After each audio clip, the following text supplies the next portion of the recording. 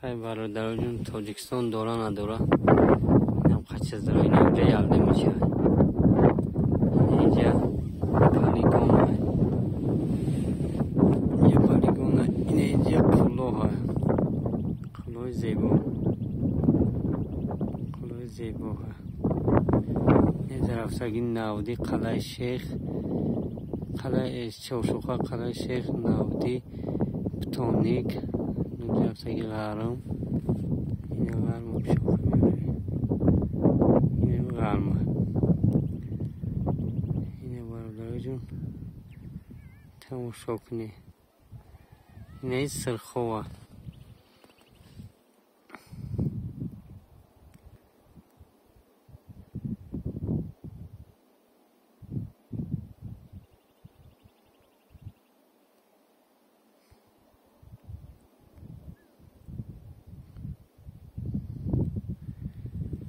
این اونجا پره او قریب یک ماه بگیم 15 روز 20 روز این ماه کیبم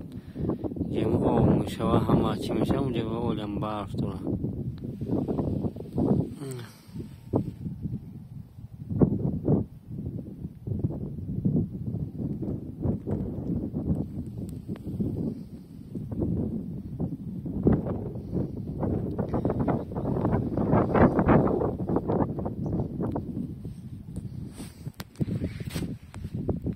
این اینجا مویم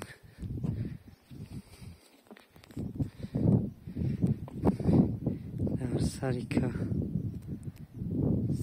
ساعت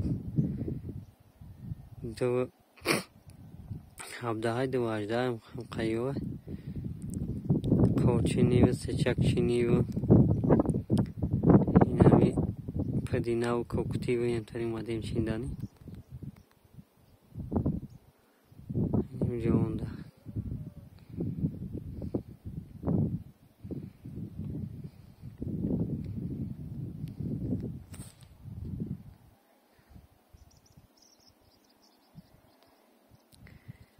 وطنم ای وطنم جان دیل ای وطنم وطن ای وطن یاشنی وطن ای وطن